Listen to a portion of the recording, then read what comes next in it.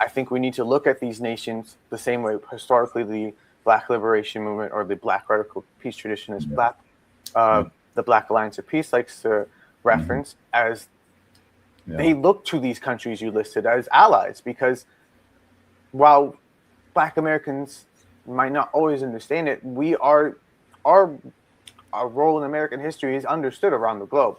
We and Black Americans in particular are looked at as the if not necessarily the vanguard, so to speak, as a progressive element that has historically been oppressed and has been one of the key demographics, key groups, key political forces in this nation progressing politically.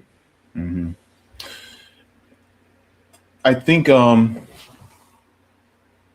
there's a difference between interpersonal white supremacy or anti-Blackness and then systemic anti-Blackness. I would argue that we live in the most anti-Black country in the entire world here in the United States.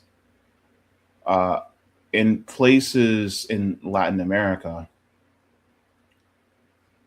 there are probably strides that are going on in places like Venezuela and Cuba that are trying to root it out. It is really going to be, at the very least, a centuries-long project in order to be able to root it out, because white supremacy is so prevalent. A member of Black Alliance for Peace as well. So we're going to be talking about Power to the Poor, Venezuela. Thank you so very much, Chris Begley, for joining. You're muted. Sorry, thank you. Thanks for allowing me on. Glad to be here. Just a quick overview. I think we'll go over a quick breakdown of the history of Venezuela, and then we can get into some more analysis on current events. I think one of the things I see people sort of unfamiliar is sort of the legacy of Venezuela as it currently exists, as well as sort of like how it's existed in Latin America. So it's slightly different than, say, the United States, where if you read some scholars, like from Gerald Ford, you understand that the American Revolution was a bit more conservative for the time, as opposed to like the French or the Haitian, and also in our case, not necessarily Venezuelan, but the sort of Grand Colombia, sort of Latin America, sort of pan-Latin America sort of project that was being built. So, notable figure, of course, would be Simon Bolivar, slightly misunderstood, but mostly very complicated, like many liberal figures for his time, I'd say. Yeah. A lot of people bring up his complicated relationship with slavery. Early on, he was more of a standard sort of like what we call Creoles, or sort of the descendant of Europeans, who were the ruling class of the region at the time. So he was a military general who rose to power that way, and sort of through his advocacy for like a free sort of Venezuela, sort of Colombia, sort of northern and sort of central, a free South America, let's say, away from Spanish rule. He sort of he was punished and eventually exiled to Jamaica, and then eventually fled to Haiti. I should say, was invited into Haiti. So his sort of progress, progress on the issue of slavery develops mostly around his time in Haiti, where prior to, he really didn't care much for it. He saw sort of slavery. He was very, let's say, racist at the time. He very much believed that white people were superior, and so they should sort of lead the country and lead the political project he was planning. But he then, after spending time in Haiti, as a promise of support, he promised to free slaves.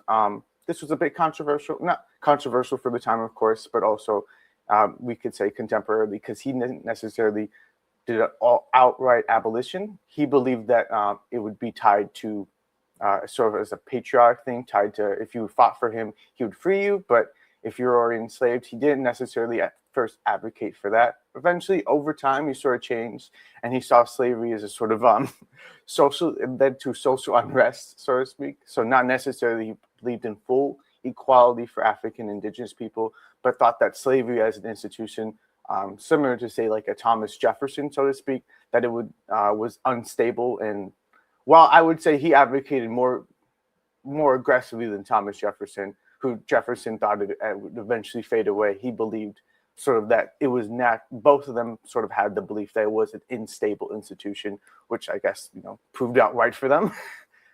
So it was sort of like Simon Bolivar was really a controversial figure, but his main sort of reasoning why the modern Bolivarian Republic of Venezuela sort of call on him is as a figure, as a sort of revolutionary figure who showed that through revolution, not only did he advocate for the removal of Spanish rule, but also saw that he was willing to take steps to change his views and become even more progressive, advocating eventually for the abolition of slavery when he was appointed to be the president of the republic.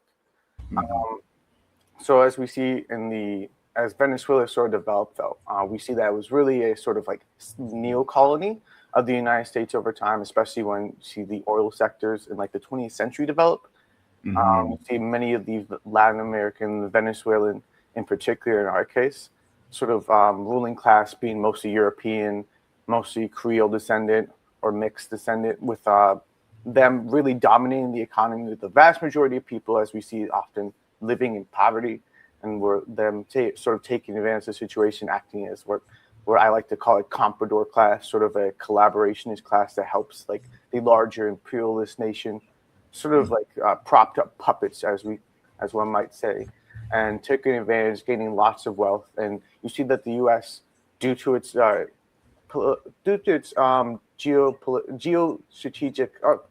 like its proximity to Venezuela, I should say, and Venezuela being along the coast of the Caribbean, it had a geostrategic importance, as well as it having some of the largest known oil reserves as we know nowadays.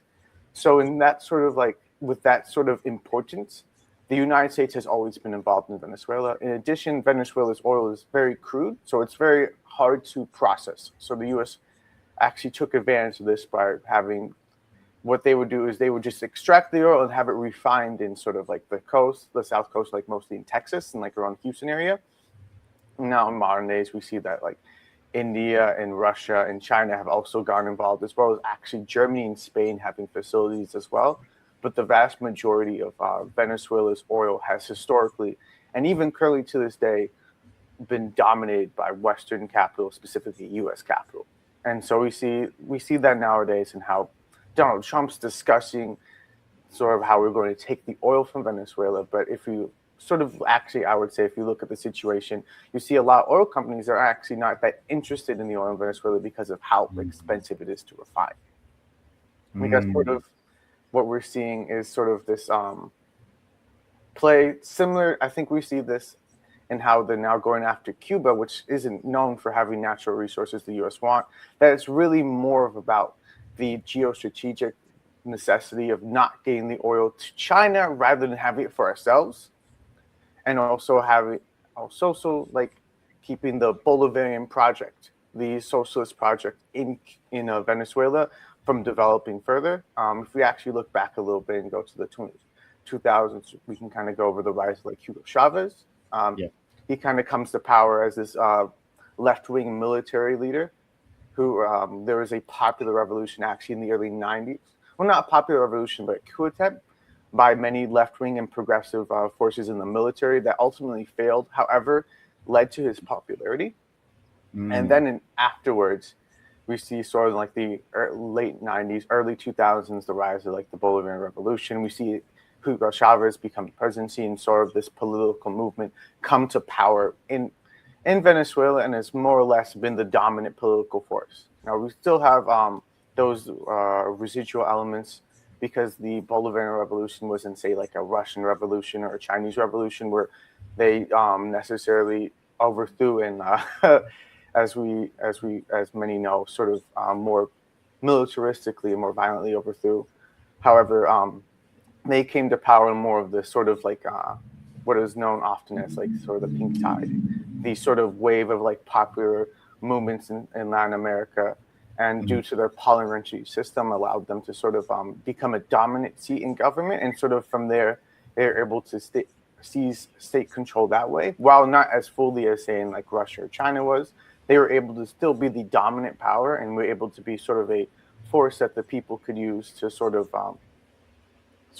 combat imperialism and capitalism, the domination of the ruling class in Venezuela.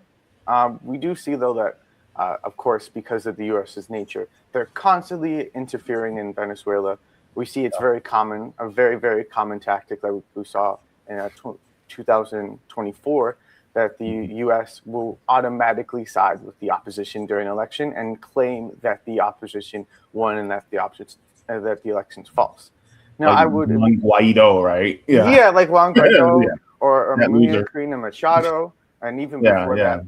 that, yes, exactly. We see that they're very much invested in the Bolivarian Revolution failing. We see that with also what happens when the Bolivarian Revolution came to power. They immediately started Venezuela already had a state-owned oil company, but it sort of acted like a proxy.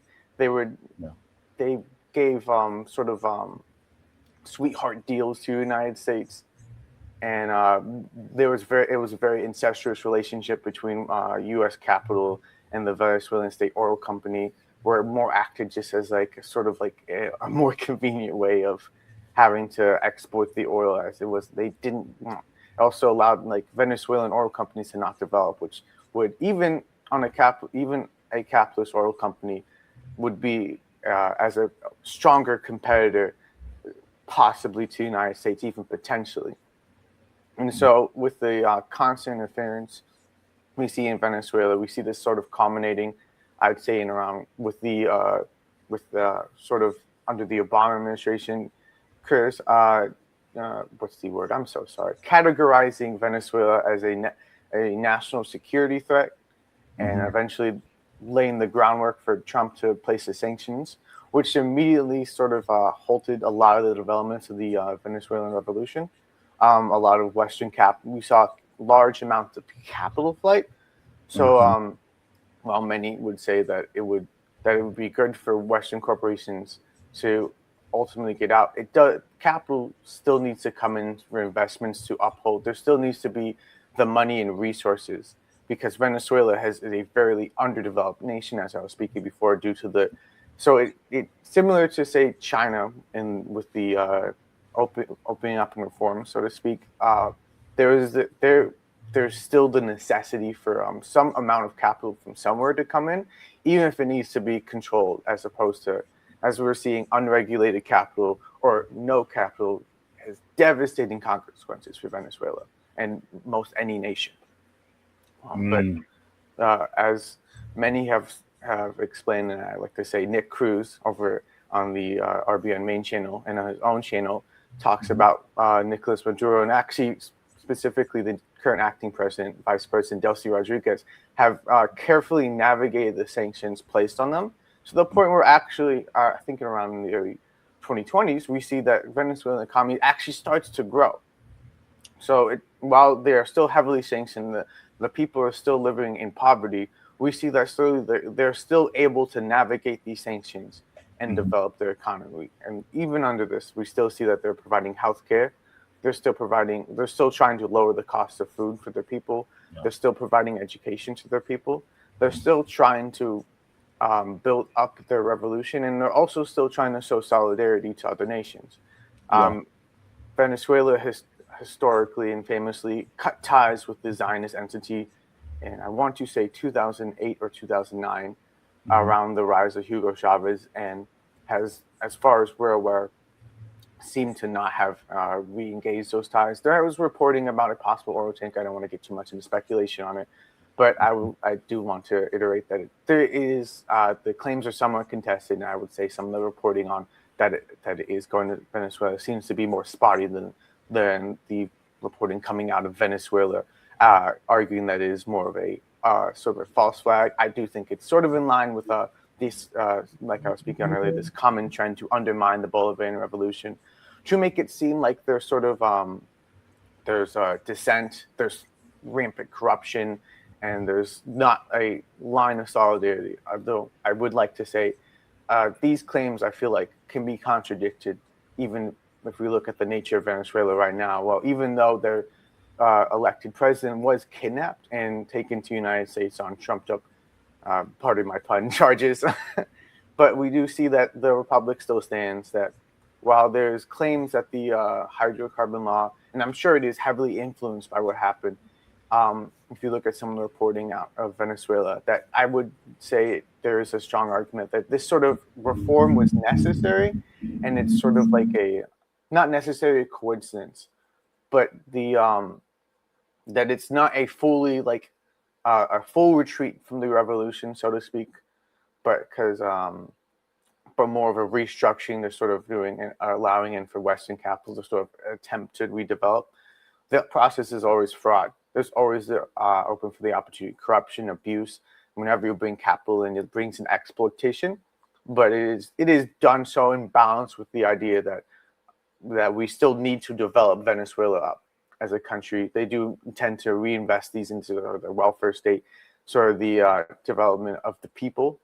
At the same time, along with this, there's also a reform in the introduction of a new plan to actually lower the cost of groceries and sort of bridge the gap between sort of the agricultural, more rural sectors of society inside the more urban industrial segments.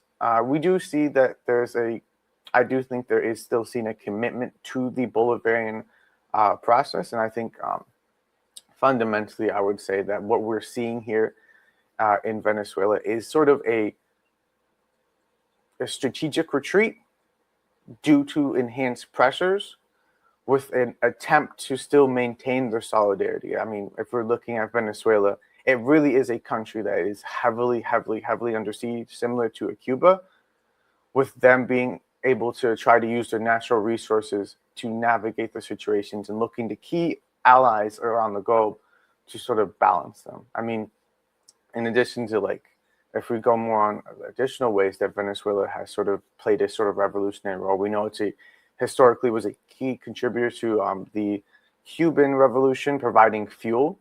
We see that also in tie with the Trump administration's attack on Cuba, immediately trying to remove the oil tankers going directly to the nation. But as someone who is of Haitian descent, I also like to point out that Venezuela also plays a key role in also helping the Haitian economy, providing oil subsidies. And not only Cuba and Haiti, but if you actually look at some reporting, even Black American communities in the United States have received aid directly from Venezuela. If we look at the sort of New Orleans at the during Katrina, so we see that like I would say the Bolivarian Revolution currently in Venezuela right now is sort of this progressive force. Hence, why it is so targeted by the Trump administration. Not even the Trump administration, but the both wings of the ruling class. Can I just say something? Of course. Hugo Chavez' son, George W. Bush, he stunned him. Because how are you going to have a hurricane affect one of your biggest cities, one of your most famous cities in the United States? You don't do something, but then Hugo Chavez is like, all right, I see all those black people over there. All right, we're going to help them out. That's like being an absent father, and then another dude comes in and goes, okay, I'm going to provide for your kids better than you can. And the next thing you know, he provides for them, and then you're trying to stop it because you don't want their kids to like that other guy. But you should have been there for your kids in the first place. Like, it's crazy to me. So I'm like, how are you going to let yourself get sunned by another head of state in your own country? It don't make no damn sense to me. I'm sorry. I see nothing but facts. I mean, look at Cuba. Let's put it this way: there's more Americans given free education under Cuba than under America. Like, I mean, by the state, I should say. Obviously, there's scholarships and free rides, as they say. Mm-hmm. So there's ways to navigate that. But Cuba has programs bringing over U.S. citizens who want to be doctors. Like we see this is I think more if I'm going further more of like what we see of these progressive states, like these states that are trying to build a better world, and part of that process, I would say, is something we see in the a community of Latin American and Caribbean states known as CELAC, with their 2014 Declaration of Persona Peace. This was done in Havana, Cuba, and sort of this project that actually my organization, the Black Alliance of Peace, has been a part of. This sort of campaign to sort of center America from the Alaska to Patagonia, let's say, as a zone of peace. We see the Latin America is this sort of region that for the past like 200 years has not had interstate conflict. Where actually, what we really see is the U.S. going in there and using the Monroe Doctrine, which is now being called the Donroe Doctrine, or I should say being updated to being the Donroe Doctrine. And sort of like we see on January 3rd, tragically, with the kidnapping of Nicolas Maduro and Celia Flores, as well as the killing of over 100 people, including 30 Cubans. We see that also that the United States has like been the driving force in keeping Latin America from being a zone of peace. I mean, we know about Operation Condor when we had during the Cold War, we had these sort of left-wing movements even then sort of rising and taking power and then being crushed by the United States. So this is nothing new, but we do have to look to the past to learn, but still not forget that the current and the future will be different of its own.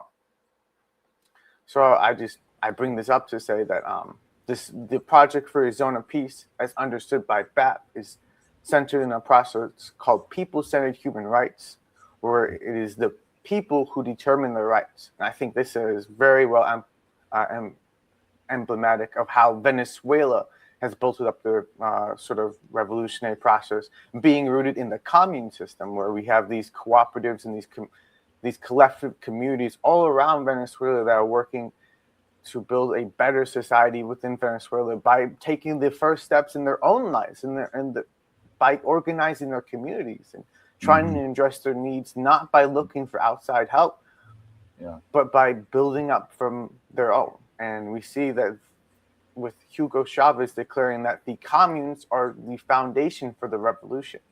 We see very, like, I think I was reading some news and Delcy Rodriguez is talking about how like there is a collective media international blackout on the actual nature of the Bolivarian Revolution, because if people understood it, similar to Cuba, it's the start of a good example. You know, people mostly understand Cuba because it has been heavily blockaded, and due to the proximity, there's a lot, even if some of them are ringed, there's a large Cuban population in the United States, and it's very easy. It's much more easy to access Cuba, but the nature of Venezuela being further away, and the nature of how the longer tradition of the United States and also a slightly different revolutionary process has led to the Bolivarian Revolution being somewhat misunderstood often in the West. And I think we understand the concept of people-centered human rights. We can then apply that to ourselves. And we see that, I think, if we were to tie it into our own context, what happened in Minnesota recently, where we have people going out in the streets. We see people demanding their rights, not looking for elections, not looking for political leaders, but going out and doing the actions themselves to make sure that they have the rights they need. Well, yes, this comes at a heavy cost, but it's less of a cost than doing nothing if we look at the grand arc of history, because it is those who do nothing that are constantly treated the worst. Yeah. One of my questions, though, is, you know, in context of how Black Americans see themselves when it comes to geopolitics, because a lot of Black Americans have the thought that we should care about what goes on here more than what happens out there, because it's directly influenced by what happens to us here at home. Why should Black Americans have such an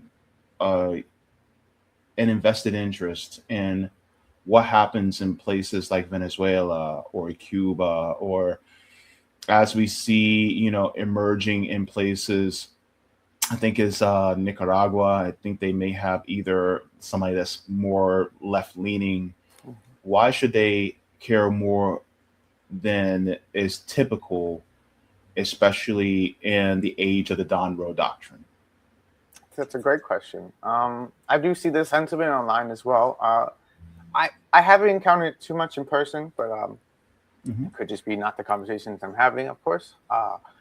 I would like to somewhat push back on that, but I remember seeing several years back online a Mhm. comment that I think sums it up very well. Mhm. The sentiment being that it wasn't the difference between Black Americans as well, and then Afro Latina or Portuguese, not Portuguese, but Afro Brazilians, and Mhm. sort of the Frank African world, sort of like Haitians like myself and my Mhm. mother. We see that that it's really the difference is where the stop was on the boat. I Mhm. mean, if we're looking at, I mean, if you look the trend of percentage of Africans who were brought over to be enslaved as a percentage of the current demographics of the nation, Mhm. well, it's just if you go up the coastline, the further north you get more, the further south you get less. So we see Mhm. Brazil with 75%, we see the United States with close to 13%. And Mhm. I think fundamentally, um, I would argue that those who are African American, Black Americans, ADOS or FBA, if they choose to identify as an Mhm. identity group, Mhm. I think they have to understand the reality that the United States, those who are your enemies, the ones who are currently and historically oppressed you, don't Mhm. really care about. At they don't look at it that way. They Mhm. happily collaborate with their Euro descendant allies across the world, but in our case, Latin America. And it is just to our advantage to also make those same bridges. Mhm. Fundamentally, it's not really. We need to break down these concept of borders. I understand somewhat, not fully, but I somewhat get the under the set the sort of sentiment of we're tired and we need to do stuff. But I tend to wonder where it comes from.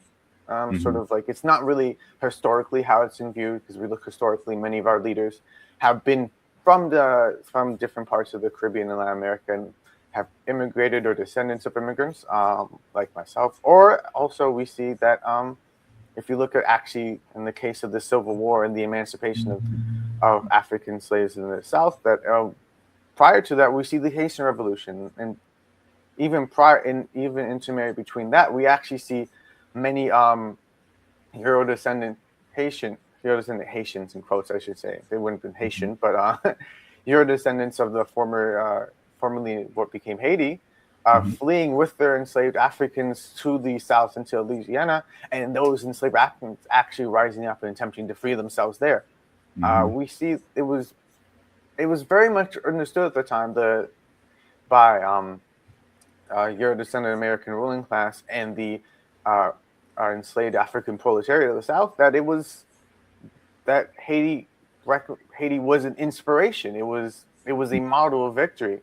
If we actually look at the nature of the American Civil War, it was not about how should I phrase this? It was about the institution of slavery, but it was not with the intention to free slaves, if that makes sense. I mean, we see Lincoln very clearly stated that he would happily keep slavery, maybe not happily, I should say, but was willing to keep slavery if it meant quote unquote preserving the Union.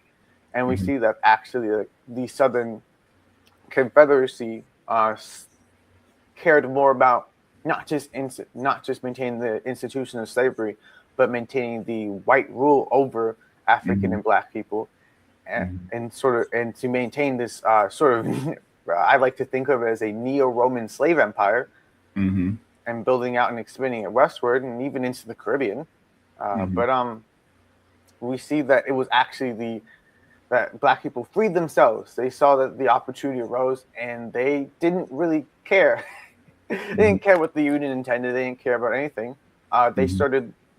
Once they started to be freed, once they realized that the North could possibly actually win the war, they started fleeing in mass, and eventually, and then those who stayed eventually became probably one of the most successful general strikes, if any, in American history, so to Mhm. speak. And we see that it was these Africans who freed themselves, and we saw that this freedom was not a full emancipation, full citizenship, but into second class status.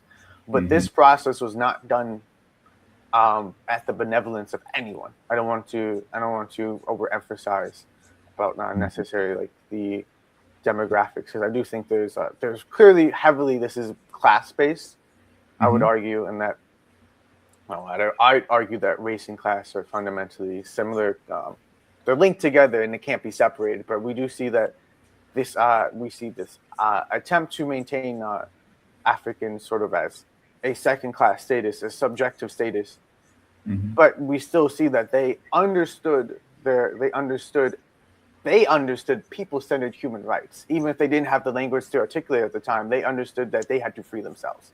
And I would be shocked if they didn't understand that, due to the nature of the Haitian Revolution, where it is very famously understood that they did free themselves. Yeah. So it sounds to me, and I'm just summarizing this in my head in a nutshell, is that it is important for us Black Americans to care about what's going on in Venezuela, because ultimately it is about the same ruling class that is oppressing Venezuelans. It's the same ruling class that's oppressing us here at home. And how they achieve and get their powers through extracting the resources of places like Venezuela in order to be able to continue to have that power over people like us here. And so those power structures must be dismantled here, as well as it will affect people abroad. And so it feels like there's a twofold purpose of dismantling this system. The first part is dismantling this system so that it allows us to be able to have a direct democracy so that we can build up our material conditions for ourselves. But this also gets rid of the specter of the corporate parasitic class that also dominates over countries like a Venezuela, a Cuba, a Nicaragua, ones that are trying to take over places like Bolivia, Haiti, right? And so it's basically, what's the best way to put it? We are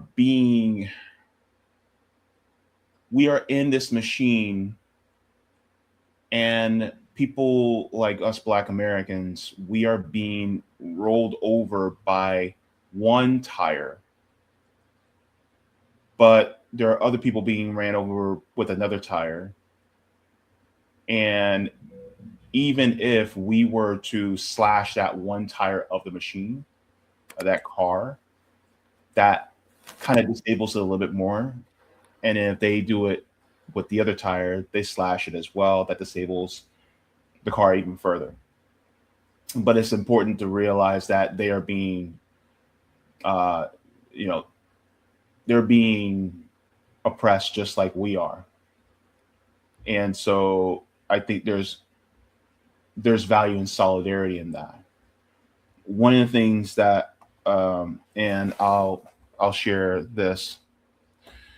Let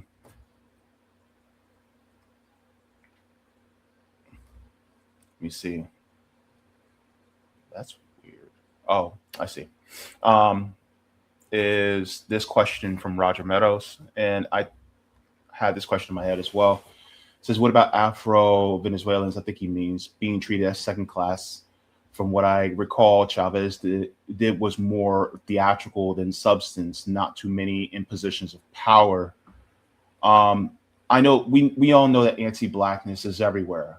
But my question is, does the anti-Blackness in places like Venezuela, in Cuba or China or DPRK, does that discount the revolutions and how they can benefit Black people, and would it make it harder or easier for Black liberation to come?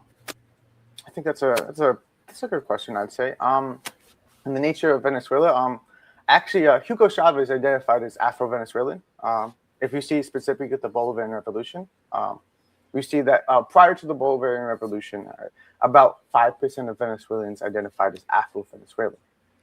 But in the most recent census, it's actually up to 49%. So actually, we see sort of that. I would push back on the notion that it's that's performative, given the overall that these aren't. I don't think a bunch of Afro-Venezuelans came into Venezuela. I think actually it's more of we see that that the anti-blackness in in like say Cuba or Venezuela is more rooted in their colonial tradition. While I do not deny that these exist, I would like to understand that this is like a dynamic process, and that over time these attitudes have to be materially addressed. And I mean, if you look in the case of the United States after the Civil Rights Movement, while they're I would argue that would be more performative than, say, in the case of Venezuela with sort of how they view their process. Specifically in the case of Cuba, Cuba has historically been understood to be, from my understanding, to be part of actually seen as part of the Pan-African tradition.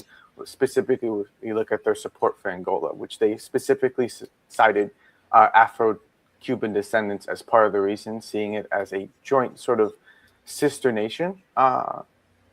I would say in the case of China and the DPRK, that anti-blackness is a bit, I think it's different than, say, what we're looking at in the case of the United States. And even like Venezuela and Cuba, I'm sure to an extent, the sort of structural anti-blackness. I think we have to look at the difference between anti-black sentiments, which are abhorrent, but are not the same as structural anti-blackness. I think, to quote, forgive me if I'm wrong, but to quote James Baldwin, they I won't contribute the quote to James Baldwin because I don't want to confirm it, but there's a quote, if a white man does not like me, that is his problem. But if the state allows him to do violence against me, then it becomes my problem. Sort of, we have to look at, in the case of Venezuela and Cuba, that they have already taken steps to address their anti-blackness at a state level as a further revolution, and that obviously, I shouldn't say obviously, but yes, there was definitely anti-blackness in this nation. Anti-blackness is a global phenomenon. But I do want to push back that anti-blackness is, like, the United States is a unique case of anti-blackness that is nearly uncomparable around the world, and that we should not lean into Afro-pessimism. I've seen it called, the belief that Black people are sort of inherently impressed, almost somewhat in like the similarly, not to the same extent, not one-to-one, but it's the idea of like Zionism, where Jewish people are eternally oppressed, when that is actually, if you look historically, a European phenomena. I think we see the same sort of thing playing out. And I think this comes from capitalism's European roots. This overemphasis, even by people who are attempting to do to address anti-black, sort of structural anti-blackness and sort of advance Black liberation, that we still have to understand, like, often we have to interrogate our views and seeing if they are where they are rooted, and where's the root of this sort of sentiment is coming from. And I think we need to look at these nations the same way historically the Black liberation movement or the Black radical peace tradition is the Black Alliance of Peace likes to reference as they look to these countries you listed as allies, because while Black Americans might not always understand it, our role in American history is understood around the globe. We and Black Americans in particular are looked at as if not necessarily the vanguard, so to speak, as a progressive element that has historically been oppressed and has been one of the key demographics, key groups, key political forces in this nation progressing politically. I think there's a difference between interpersonal white supremacy or anti-blackness and then systemic anti-blackness. I would argue that we live in the most anti-black country in the entire world here in the United States. In places in Latin America, there are probably strides that are going on in places like Venezuela and Cuba that are trying to root it out. It is really going to be, at the very least, a centuries long project in order to be able to root it out because white supremacy is so prevalent. In regards to places like DPRK and Vietnam and China, I think sometimes people confuse ignorance for anti-blackness or ignorance for bigotry. And unfortunately, Black Americans especially, we are so hyper aware of anti-blackness that even ignorance could feel like can feel like oppression. Ignorance can feel like us being discriminated against when a person just doesn't understand. So in regards to what's going on in Venezuela,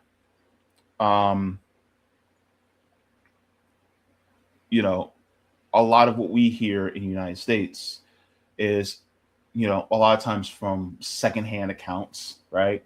How many of us Black Americans speak Spanish fluently, right? And go to places like Venezuela on a regular basis. And so we may hear, oh, they're this way or that way. And we may hear it from an anecdotal perspective. But somebody can also give an anecdotal perspective and be like, oh my God, America's so amazing, when we are looking at them like, what you smoking? Right. And so I think there's that point there as well. There is a channel that I've been watching lately. His name is Elliot Sang. I'm not sure if you know of him. Yeah, I've watched it. Yeah, but he has a secondary channel called Elliot Sang. It's a Elliot Sang again. And one of the things that he talked about recently was the Super Bowl and the Bad Bunny performance. Mm-hmm. And one of the things he made abundantly clear is that he said Latin America wouldn't exist without Black people. Because originally, Latin America was populated by indigenous people, but then African slaves during chattel slavery were brought over to work in these areas. And so now, because a lot of people don't realize that there are Afro, Argentinians, Afro Ecuadorians, there, we all know Afro Brazilians, they're Afro Colombians, they're everywhere. Across the whole thing. Yeah. But it's just not talked about because, unfortunately, there is a caste system and a whitening of the race due to white supremacy having such a huge stronghold in Latin America. But it's no different than the stronghold of white supremacy that we have here in the United States. And so I feel like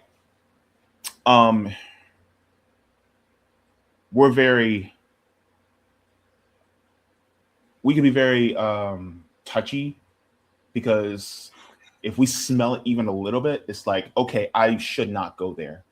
But at the same time, I'm thinking to myself, there's anti-Blackness in Africa. Mm-hmm. There's anti-Blackness in the Black community. Mm-hmm. Has anybody ever heard of the brown paper bag test? Colorism, that's anti-Blackness too. So I think we have to take that into consideration as well. And if there is any anti-Blackness, are they taking steps to root it out? The problem here in the United States is, if there is any steps, it's performative, like people kneeling in kente cloth, right? Is there any systemic steps that are being done? And, of course, we have to do our research. But if so, then they're at least a couple steps ahead of the United States. No, I think that's a great point. I mean, just to kind of go further with you, I mean, I think we have to understand sort of like, I think to kind of go on your point before, I think to give some space to people who are reacting to the ignorance as anti-Blackness. I think we also have to acknowledge that in the case of America, that doesn't really matter. Like, ignorance in the case of America leads to like violence that might not, like, and that people have to that people realistically are like dealing with, and not just dealing with, but suffering immensely. But I do think that we need to, like you're saying, like look to these nations and seeing what steps they are actually taking, and understand that also that Latin America, Central and South America, the Caribbean, there's a lot more Africans than there is in the United States, and the different countries, different communities are at different levels. I mean, in the case of Venezuela, I personally think we support the Bolivarian Republic, because if we look at the opposition, they are very anti-black. And we actually looked at there is a predominantly black community in Caracas, where some opposition supporters went in and just found a random Afro-Venezuelan and just lit him on fire. Like we see that Yeah. In fact, I remember, because I listened to Ben Norton quite a bit, and he was talking about that story. And they were looking for Chavistas, who are people who subscribe to the same politics as Hugo Chavez, and a huge chunk of the Chavista movement is Afro-Venezuelan. And so they were looking for somebody who looked like they were a Chavista, and they went after an Afro-Venezuelan, the right-wing opposition, and they burned him alive. Yeah. Heard about that. So just to kind of go further, I do think like we have to look at everything in sort of relation and context of itself, right? If we go to some maybe more philosophical stuff, I know sometimes we get to on the channel, sort of if we get into conversations about materialism versus metaphysics, and dialectical materialism, sort of metaphysics. I mean, we have to. I think sort of this notion of looking at anti-blackness as a set of beliefs against African and perceived black and perceived African people, as opposed to a historical institution with ideas, beliefs, and practitioners.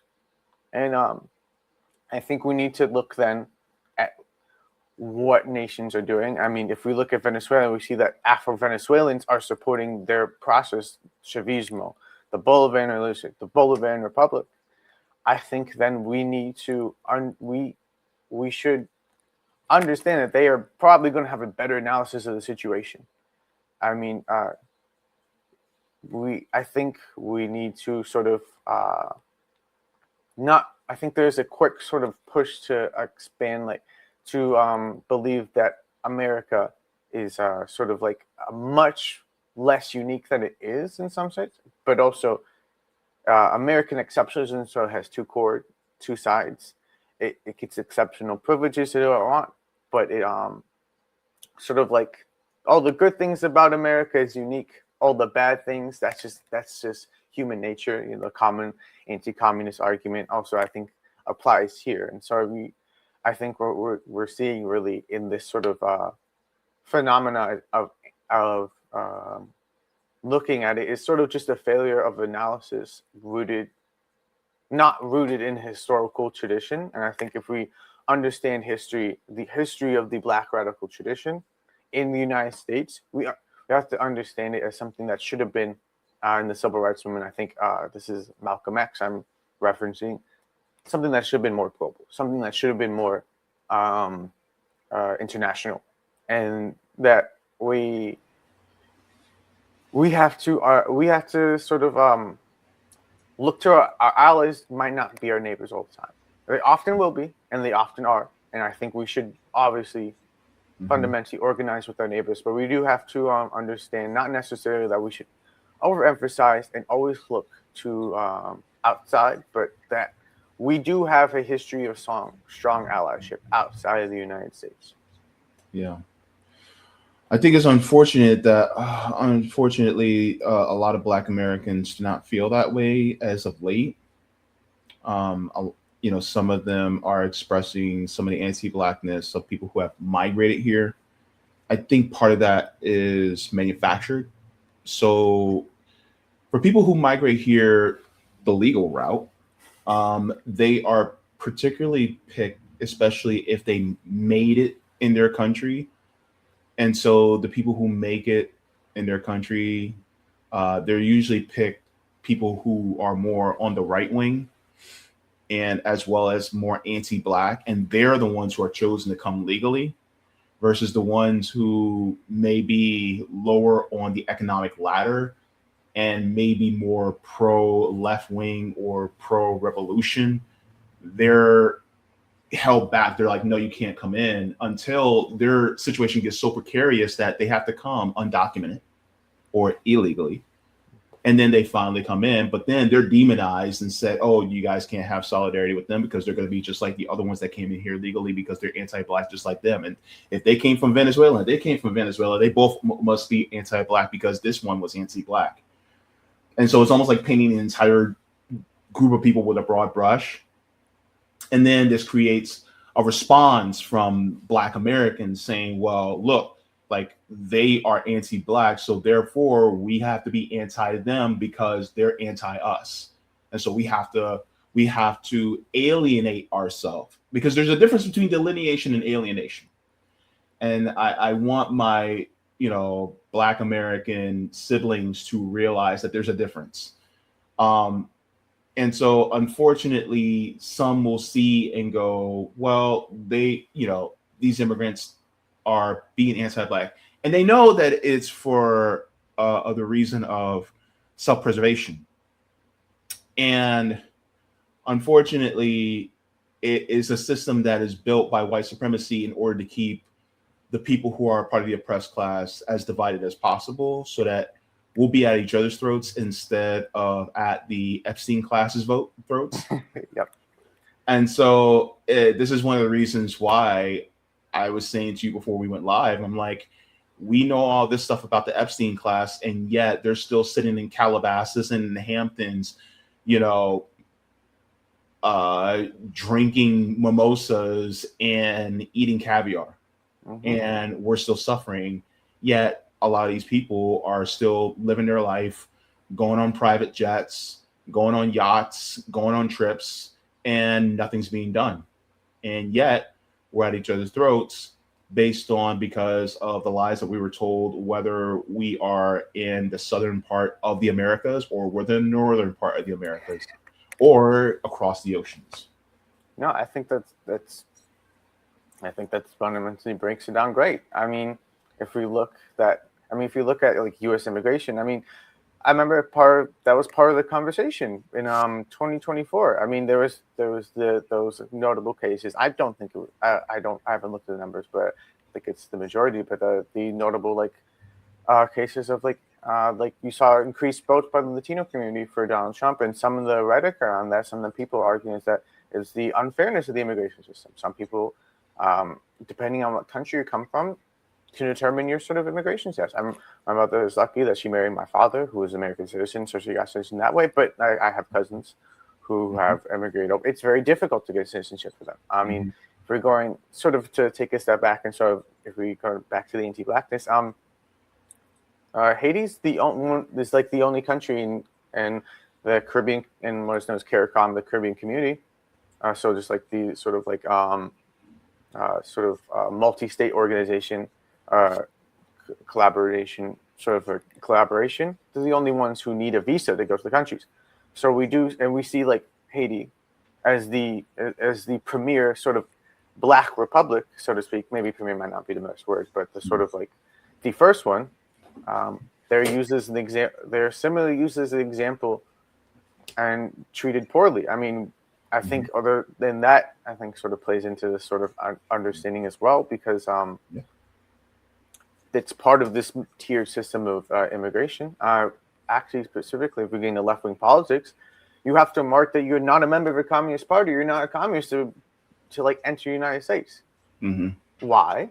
With free speech, free politics, obviously, it's free for who and all that fun stuff. Yeah. But I'm gonna address something really quick. And yes, Roger, I understand you can't force solidarity. It does take two to tango, but at the same time, both houses need to learn how to clean themselves because Black Americans don't have solidarity with LGBTQ freedmen.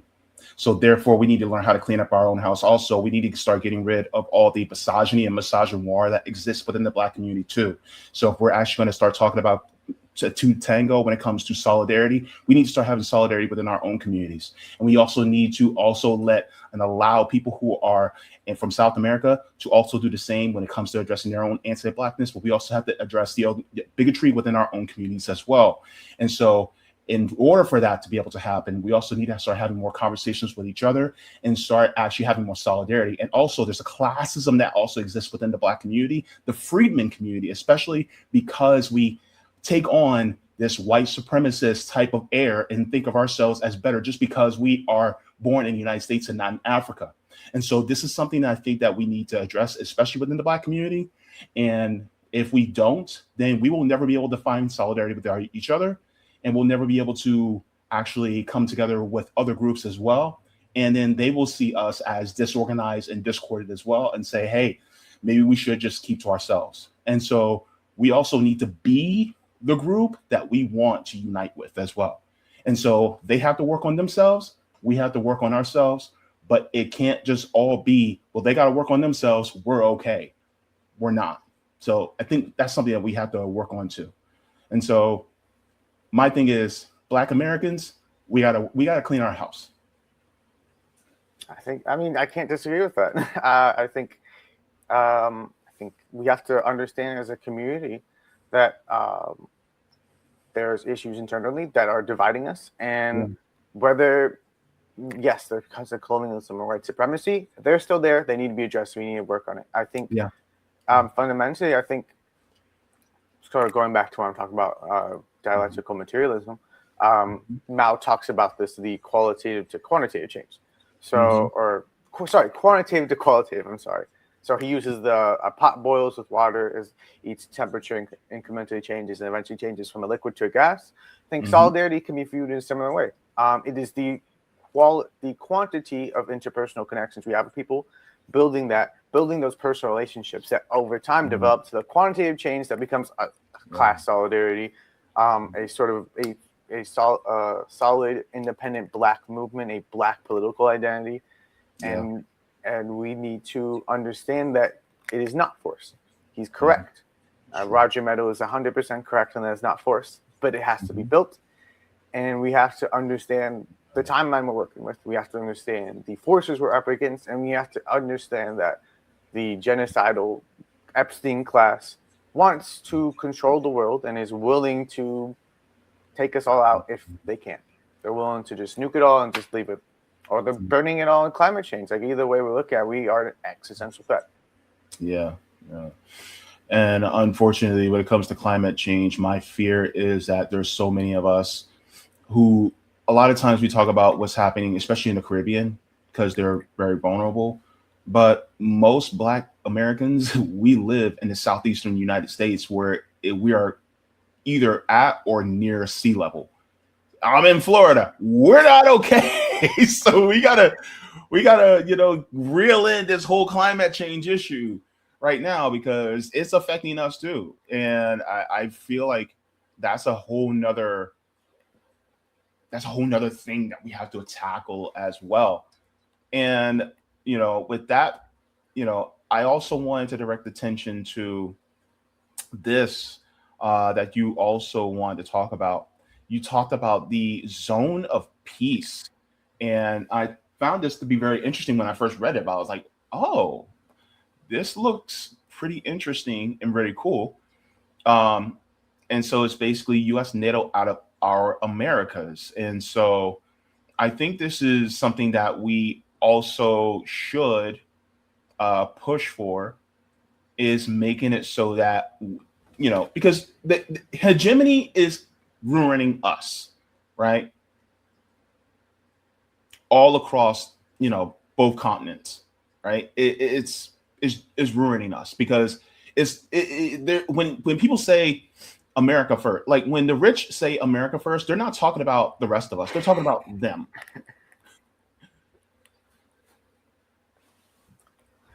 No, I mean, I think I appreciate you bringing this up. I do think specifically the Black Alliance piece work with the building a zone of peace and the zone of peace and and there's sort of demilitarized, the demilitarization campaigns. I think specifically, it's sort of just building off what we've been talking about today, but sort of like it's. I like to think of it. It's like an institution that seeks to like sort of take what we've been discussing and apply it.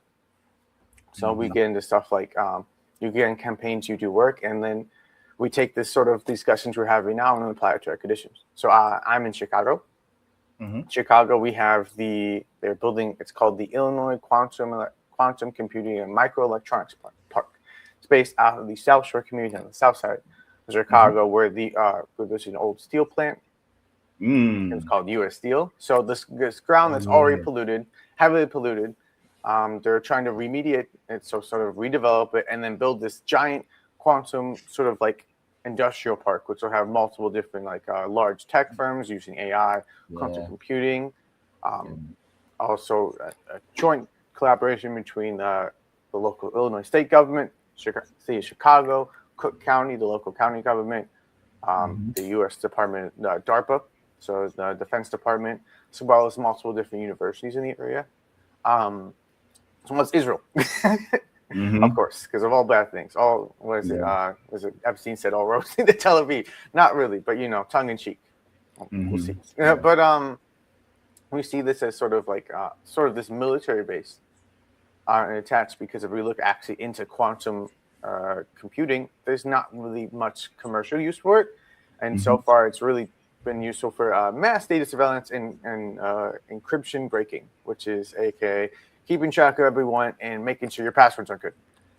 So or more, or even still, if you have a hard drive, you say you have a hard drive storage that's encrypted, they'll try to break that, try to get access to your files, information, see what you're doing. So we see this as sort of like, if we apply the zone of peace to, say, my condition in Chicago, I want the U.S. military out of Chicago. I want cops out of Chicago. I want ICE out of Chicago. I want these federal and state forces that act as like these paramilitaries for the capitalist class to beat people's head and to be out of our communities, and that resources and funding from our tax dollars. In the case of the state, when you get to the federal level, with sorry, I'm blanking. Modern monetary theory, MMT. We look at this. It's a little bit different, but at the state level, we see our money directly coming and being paid for it, or policing, to abuse us, to exploit us, to oppress us. We look at the framework of pure percent of human rights, similar to what the Black Panthers did. We go out into the communities, we organize, we educate, we agitate, we provide mutual aid. We get out there and we try to give the people the resources and then give them an analysis to understand the conditions. Sort of like a doctor, you give them the medicine and then your leg might have been broken. Oh, your leg was broken because maybe you tripped, and maybe you tripped because you didn't have enough, your shoes weren't good, or whatever, or maybe you're working 20 hours a week in a job with poor regulations, so you broke yourself while working. We have to take this and then understand, no one's here. Like as Nick says, no one's coming to save us. We have to save ourselves, and that sounds scary at first, but then when you realize there's more of us than them, you realize, do I really need someone to come and save me? And in reality, I don't save myself. Me and my community, we save each other. It's our family, it's our friends, it's our neighbors, it's our loved ones, it's our coworkers. It's us coming together as the people and people-centered human rights, and doing the political action necessary, doing the work necessary to build that society where the ruling class has no excuse but to expect their rights, because we built the conditions for them. Who cares if SNAP has funding, if we have a mutual aid network where farmers out in the country are giving food to people in the city, and we just make sure that there's enough people working on the farms, the farmers taken care of, the people in the city are taken care of, and we as people run society already. We need to just take a step back and organize without the capitalist class involved. Be the government that you want to see. Exactly. What Fred Hampton say? If you're scared of socialism, you're scared of yourself. Yeah. I also want to talk. I want to share this as well, because I really appreciate this one. I'm going to make sure I get this right. The people-centered human rights, and this is also out of Black Alliance for Peace. You shared this with me. This was actually an event that was held, 6 years ago, almost 6 years ago. And so you guys had a webinar, and so it was with Jaribu Hill and Ajuma Baraka. And so you guys had that, basically talking about people-centered human rights, the Black radical alternative. And so, I mean, really, the people-centered human rights really is just essentially about putting people first, and profits, will eventually come. But really, it's about our needs as people being paramount. There was, I'm blanking on her name, but she was recently talking on Channel 4, and she said one of the things that keeps us in a chokehold within this system is that the autonomy that we had before mass industrialization was stripped of us. So a lot of us lived on farms. How often did we have to struggle with hunger? We really didn't, because we lived on farms. And so unless you were a sharecropper and the owner was stripping, all that from you, which is exploitation.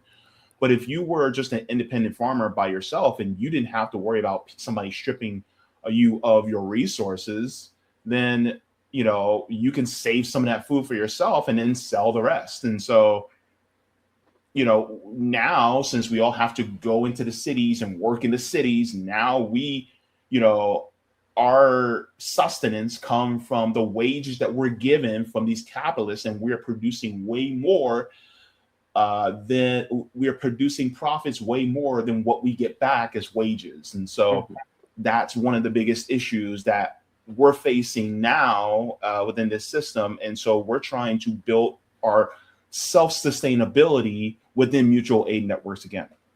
No, exactly. I mean, I think I would say people-centered human rights. Maybe I would take even a step further, not necessarily focusing on people, but understanding that rights come from the people, if that makes sense. So that makes perfect sense. Yeah. Yeah, like you can have it. Like, I mean, look at how many rights are actually given by the Bill of Rights versus by the guns, bayonets, and blood of the. I mean, even if we don't agree with them, the settler colonial state of Illinois, or not Illinois. I'm so sorry, the United States. And then, or in the case of the Free Republic of Haiti, I think to understand that it's not the UN. It's not even just the state, it is the people themselves. It's understanding that rights are not, it's sort of the difference between materialism and metaphysics, idealism, like we talked about before, that rights are not an idea, they are a relationship you have to your environment, I should say. Because I think it even goes further than your society, but like the right to be able to go out into the woods for a walk, that isn't just because people decide it. People have to maintain it. People have to go and build the paths. You have to work at a job where you have the time to go do it. You have to be given the accessibility. Because if you have a disability, do you not have the right to go out into nature, or do you? And if you look at, in a lot of places in America, people with disabilities do not have that right because that infrastructure hasn't been made. Yes, maybe you could sue for that right, but so you're up to the opinion of a judge. Yep, absolutely. Is that a right? That sounds like a privilege to me. You're echoing George Carlin right now, which it wins brownie points with me. I'm glad. Anytime I can reference George Carlin, I'm happy to. Yeah. Man. Thank you. You have been very generous with your time. I've told you 45 to 55 minutes, and we went over because the conversation was just that good. I'm glad.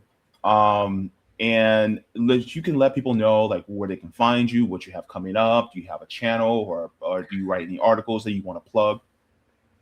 I currently don't. Actually, if anything, I'll just shout out my org. Check out the Black Alliance of Peace. Check out Black Agenda Radio. Black Agenda Report and Black Agenda Radio.